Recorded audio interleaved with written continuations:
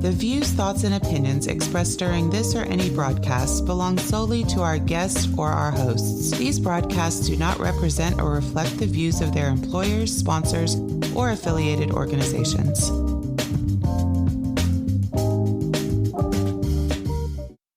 Welcome to the Flipboard EDU podcast with your host, William Jeffrey, where we collaborate, communicate, and educate with the greatest educators in the world on Flipboard. Let's start the show.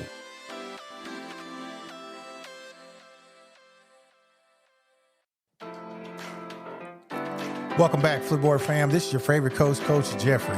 And as parents, teachers, and educators, our goal is to provide all children with strong emotional foundations for lifelong wellness.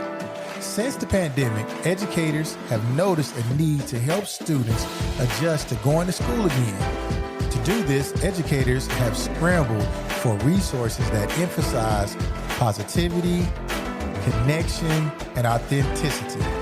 Meet Callie, Christensen, and Callie Oriard, the creators of Slumberkins.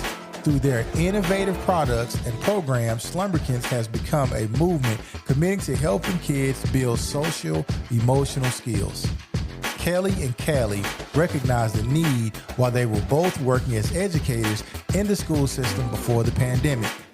In this episode, Callie and Callie talk with me about Slumberkins and the way their products benefit children and adults alike. We also discuss how these former educators are continuing to serve their communities with teachers and parents, developing emotional intelligence skills such as empathy, problem solving, communication, collaboration, resilience, and pride. So like we always do at this time, let's collaborate, communicate, and educate with the best educators in the world right here on Flipboard EDU Podcast.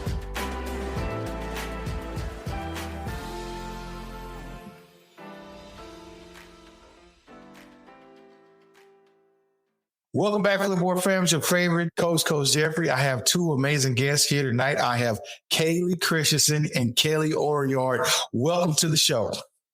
Thank you so much for having us. We're excited to be here. I'm going to start with Callie because I can get her name right first. Callie, tell our listening audience a little bit about yourself. I am the co-founder of Slumberkins and am also a marriage and family therapist and school counselor, mom of two little boys, 5 and 7, and really excited to be here. Callie. My name's Callie Christensen, and there's a story behind my name looking like Callie and Callie. It's my dad misspelled my name. I was going to be a Caleb, but then I was a girl and they named me.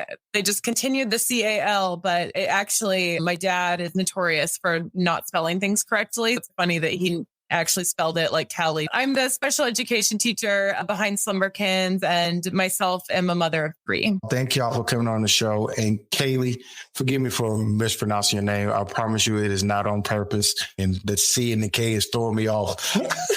No worries at all. Forgive me. All right, let's talk about how Slumberkins came about. Both of you are educators, and I think your story is wonderful. I'm going to start with you, Ms. Christensen. Tell us how you came up with the idea.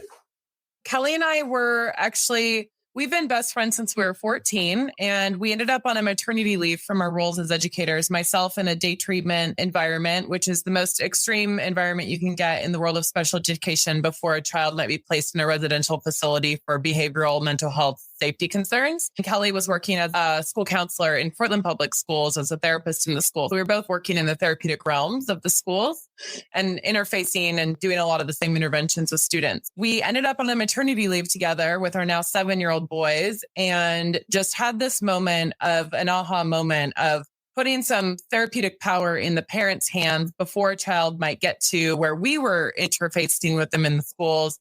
And that came out in the form of books and our characters through like narrative therapy and social stories. Callie happens to be a therapist that can write. She authored our early stories and actually still oversees all of our publishing. But as a teacher and a counselor, we did not know how to start a business at all. So in the early days, we ended up teaching ourselves to sew and pairing the hand-sewn creatures with our books that were at the time just poems on cardstock and selling them at different local craft fairs around the Pacific Northwest. Kelly, why did you see the need for Slumberkins to get started in your profession? I was working, both as a prevention specialist, which is basically a social worker in my school. I was grant funded for a bit, and then I switched to becoming the school counselor. I was really able to interact with the community and the family members in my first role, as well as do deep therapeutic interventions with families in the school system. And as I transitioned to being a school counselor, I really saw the disconnect between home and school, and also the need for supports around behavior issues, mental health, emotional wellness. And what I really saw was that parents, of course, want to do the best they can for their kids, but there weren't a lot of resources out there. It didn't always feel good hearing it from the school counselor calling you. People would feel worried that their kid was in trouble or not doing well when I was trying to call and proactively support them. And I think the line was out the door. There was wait lists to have a mindfulness group with me or come to the classroom. And the time that I spent with kids and families and teachers was always so short, but so impactful that I wanted there to be something more systemic intervention that didn't necessarily come from inside the school, but started with the intent of empowering parents to take the lead in this. When you all formulated, were you working with a certain population of students? Were you in a high-performing neighborhood, or were you in a low socioeconomic, or which group did you start off initially saying that this needs to be taken into account for? We were both in Title I schools. Title I schools. One of the things about Title I schools is that there are very small supports for what you guys are doing. You really hit a niche, and just looking at what Slumberkins really is. How did we come up with the name, Ms. Christensen? How did Slumberkins get to be the name of your program? Slumberkins came about because our first two characters and collections that we made were Bigfoot and Slumber Sloth. And because at the time we were also making this for parents, and as parents with new babies, we were like, oh, what every parent needs is tools for sleep, because we were all we were very tired. Was by far and away our best-selling character. And at first, actually, we had named them Slumberland creatures. And I think we just gravitated towards slumber in general because we knew that parents, if you look at a parent's busy day, the most connected time that they're typically spending with their child is in that bedtime routine, the hour before bed, where they really are putting phones away and reading books to their children, and it's moments of connection. We figured if we can insert these tools at that time of day and even go with the name Slumberkins, like maybe we'll make an impact in that moment. And it just stuck. The characters became Slumberkins, and with Slumber Sloth being the best-selling creature, we came up with it one day, and it just has a nice ring to it. I'm gonna just imagine the conversations that you guys are having. I bet it just sounded weird to your husbands. You guys are talking about Slumberkins and Slumber Sloths. I don't know. Oh yeah. There were many people who were very confused at what we were doing. Not only did it sound weird, we were literally sitting at our kitchen tables, like cutting fur that was like flying all over the house and getting on everybody's clothes and making a total mess. And I remember people coming to visit and my husband saying, Kelly's doing this really weird thing right now. Just be nice. She's very excited about it. She's doing some craft fairs. Like, it's just a phase. But turns out it wasn't a phase. We had something. Hey, great husbands. That's a good thing to have. I'm going to tell you. I only know because I am one. I know that you guys have 17 easy to prepare unit plans with 68 total lessons. What are some of your lessons geared to address? But each kind of encompass, or they're each programmed around each of our character collections. For example, our Bigfoot character teaches about self-esteem and gives parents the tools to build that in their child in the home environment. The school curriculum is standard aligned, and it extends the learning over the building blocks of where a teacher can interface and teach similar lessons.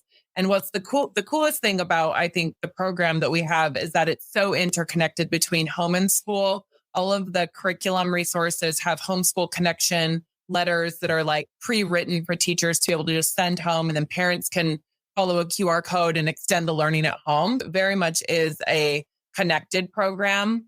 which we know as educators is a big hurdle where as a teacher, you just want to engage the parents. We built it like that. It's fun to build curriculum through the lens of what we wanted to have. But we have the Bigfoot curriculum that teaches self-esteem. We have a Yeti that teaches mindfulness, a unicorn that teaches authenticity, a honey bear that teaches gratitude. Each of these unit plans goes deeper into those skills and allows a teacher to reinforce these important skills in the classroom.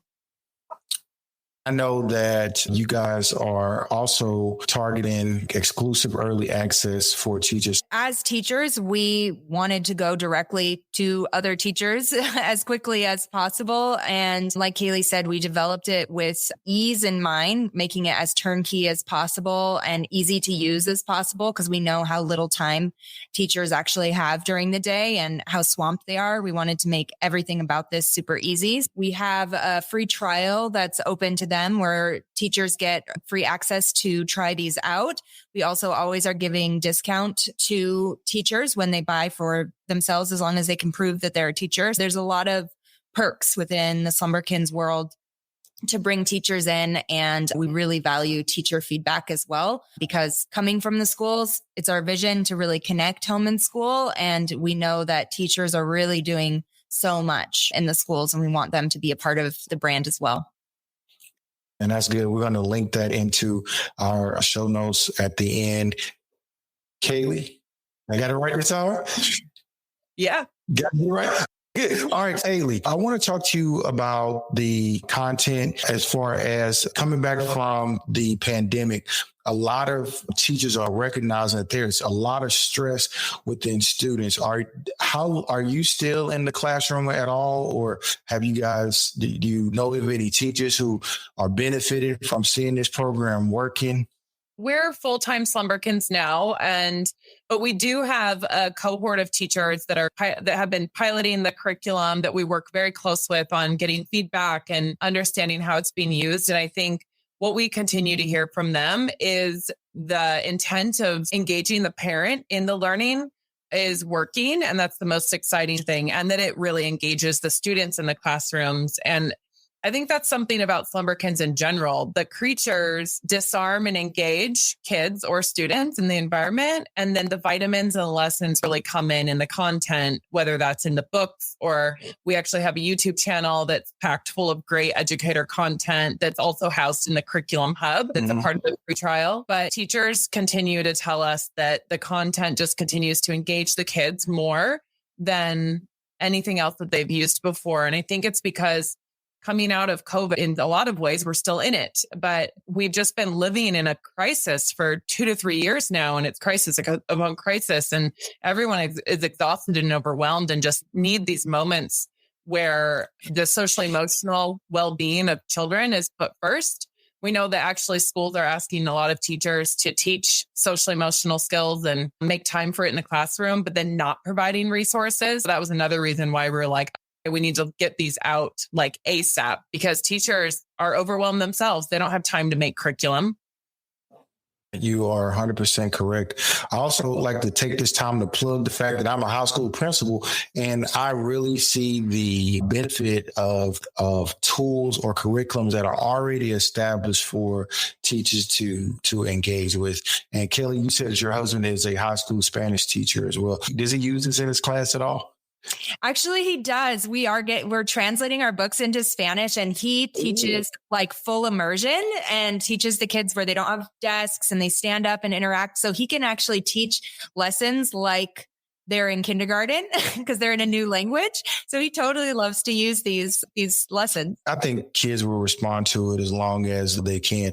There is also some good news at levels. You said that you have a YouTube channel and you also have a series that is coming out on Apple TV. How did that happen? I guess I'll jump into that. It has just been a totally crazy ride to get to this point that we have the Apple TV Plus show coming out. Callie and I were in the classrooms not that long ago working in the schools, and this was a side hustle. And we went to a conference and ended up meeting the president of television for the Jim Henson Company, ended up connecting with her just on a personal level. She had a child that was experiencing anxiety. We were talking about the tools that we made, and we had actually just went on Shark Tank right before we met her. And with the awareness we got, we were able to invest a little bit of money into making our own stuff on YouTube. And we had built our own puppet. And we were just like a little bit nuts in the things that we had big dreams of what we wanted to do. So we made our own puppet and we're like going to do our own TV show on YouTube. And she just thought that was so great and said, hey, why don't we partner together and let's do this? It's been years in the making, but what I will say is we're so happy to be on Apple TV Plus. They are so concerned and supportive of educational content, really pushing the boundaries of what's next for kids' education, especially in the preschool space. And we were really lucky to have Dr. Dan Siegel be a part of supporting on the curriculum side of the scripts and infusing everything that we tried to put into the products into this show that really is different than anything else out there. We're so excited that it's finally going to be available here on November 4th. Callie, I want to go back to you. I want to ask you about leaving the classroom. I know that you and Callie were friends for years. Another thing that's happened post-pandemic, if we're talking about students with social emotional problems, we also know that teachers are also getting out of the classroom. Taking that step when you realize that you're not going to sign a contract for the next year. Talk us through that process. Like, how was that for you? It was really, quite honestly, I really missed the students and working with them on the day to day and the families that I worked with. Because a lot of my caseload was, I had them for like 4 years, all through their high school career. Actually, I was in the high school side of day treatment. And with leaving the classroom, I can also attest that like even pre-pandemic in a day treatment environment, I completely experienced like teacher burnout because it's such an intense environment. So I think teacher self-care is something that probably isn't talked about enough and actually put into practice in schools at the district and building levels too for teachers. We have lots of friends that are still in the classroom that just continue to say that it's like nothing ever happened now that they're back and they're still being held to the same set of achievement standards while there's this enormous learning gap and it just feels so overwhelming. And there's really not a lot that we can do about that until things start to change at a larger level. But what teachers can do is start to really tune into where they are in their emotional well-being and start to take little steps in self-care to protect themselves and put boundaries in place for their own well-being. I know Kelly's kind of an expert on this as a therapist, but I would just say that leaving the classroom is a really hard decision. We luckily had the safety net to jump into Slumberkins. I don't know that a lot of people would say a startup is a safety net. It's not a safety net. It was a big risk. I would say it definitely was a big risk with no health insurance for a minute. So it was not a safety. It was also a really big dream. It was something that we just couldn't say no to. We actually ended up leaving our worlds in the world of education when we had the chance to go on Shark Tank. And we were like, this is a moment where if we have a moment that we need to be all in at, this is it. We have to see it. We can always go back to the classroom if we need to. This is the moment. I totally agree with that. And although education is a calling, and I'm not saying that everybody should leave, but some people don't belong in the classroom anymore. I personally feel, as my own personal opinion, is that when it's time to go, it's time to go. And that's just my opinion. Callie, when you left the classroom, did you have any hesitation she already answered the question, but it's your side of it. I loved what I was doing, but I really feel like I'm doing the same things that I was doing just on a larger scale at Slumberkins.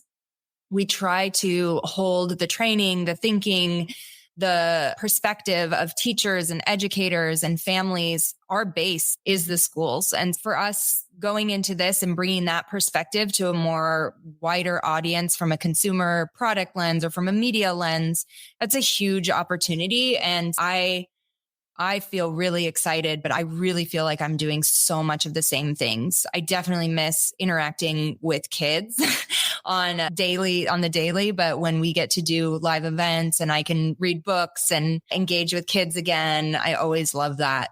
But I understand why many people are leaving the profession. And I agree with you about, for some people, it's not the right thing anymore. But man, it is a rough profession that doesn't get enough accolades from the greater society here, because it is a very difficult job and makes a huge impact on the next generation.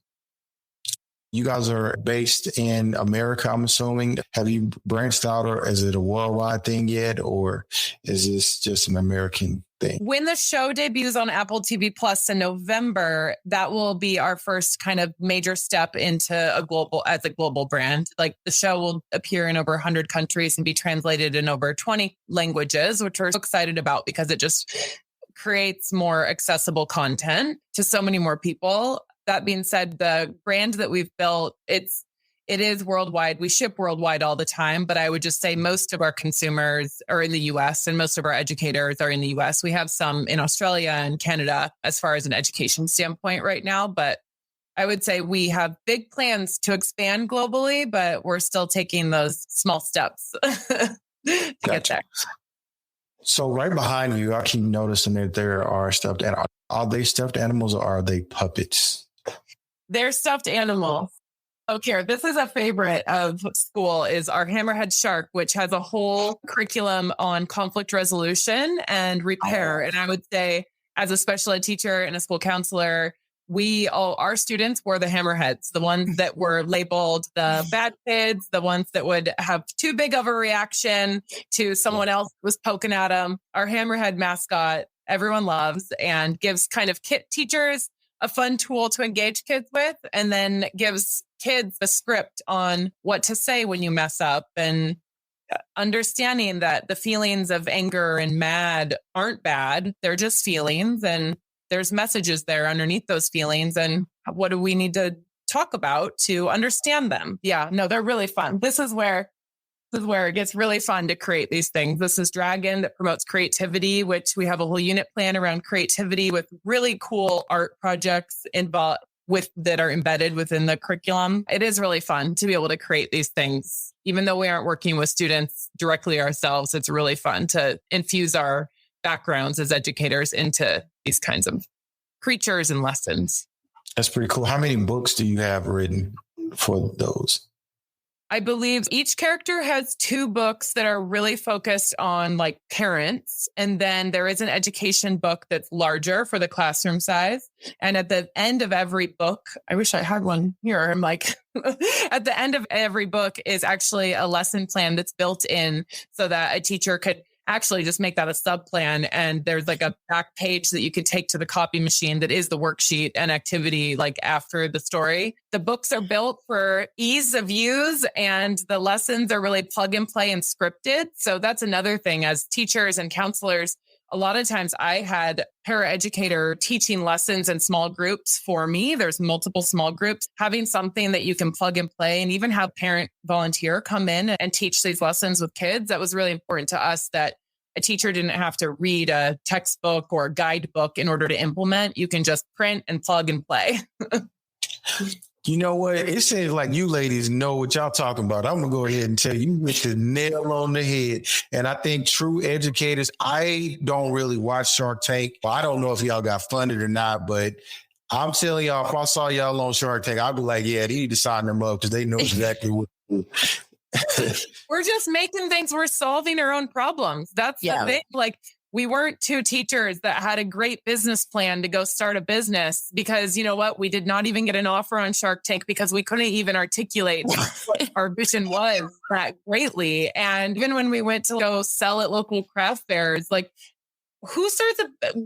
rarely does anybody start a business like that. Had we had the business backgrounds and the resources, we probably would have started out publishing a book and then developing these characters. But no, it was a complete part of the journey is just, I think, the tenacity and scrappiness that comes from being an educator where you just don't have resources. You just make it happen.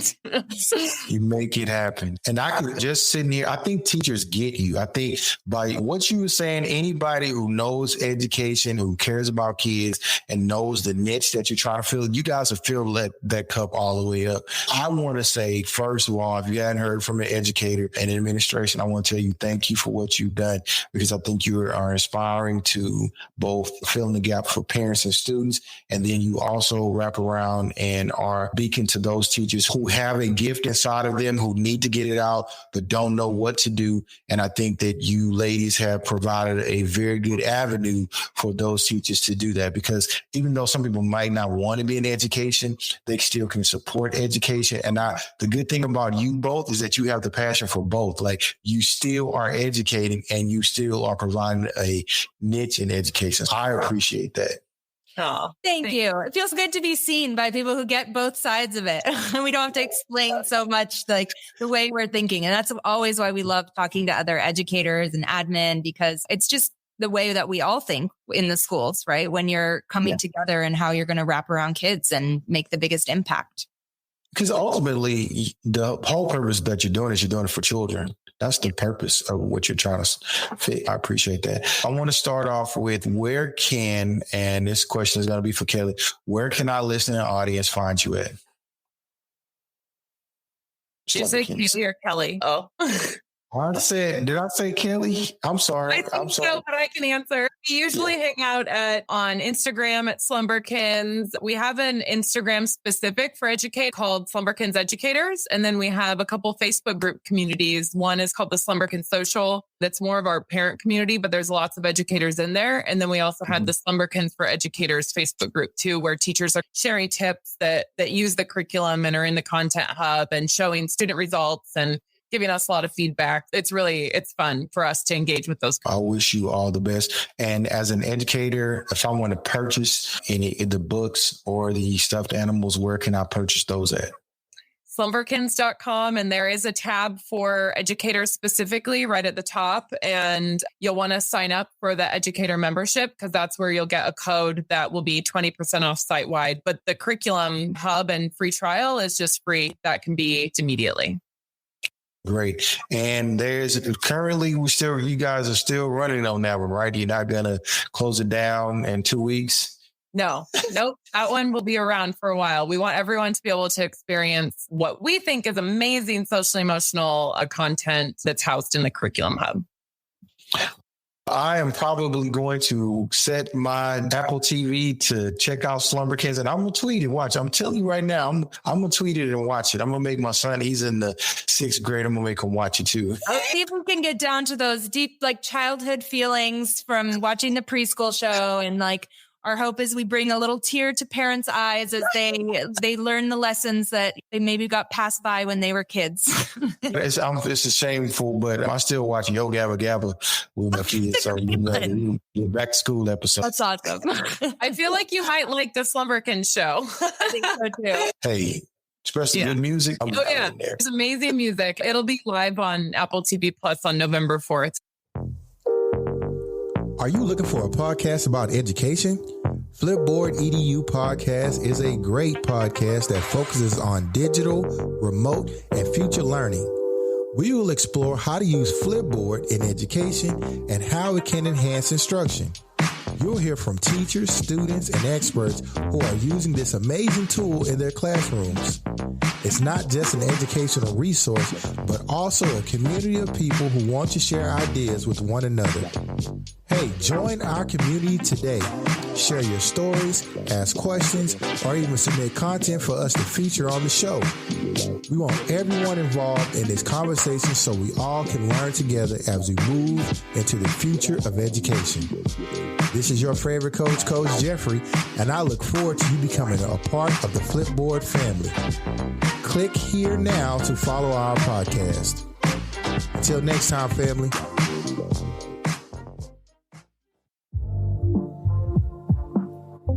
Flipboard fam, thanks for sticking with me on this episode. I want to thank Callie Christensen and Callie Oriard for sharing with us about Slumberkins. I also want to give a shout out to Crystal Vanderboom and Aileen Laylor for their edits on the Flipboard Educators blog. Speaking of shout outs, I want to give a shout out to All Things Marketing and Education with Alana Leone, My EdTech Life with Fonz Mendoza, Education Unleashed with my main man, Kendrick Thomas, and the Leader of Learning podcast with Dr. Dan Cranks. Don't forget to subscribe to our Flipboard EDU podcast magazine and subscribe to the Flipboard podcast, The Art of Curation with Mia Quadrillo. Our podcast is available globally and everywhere you listen to podcasts. So please share our podcast with an educator or a colleague. So until next time, family, every story has a plus.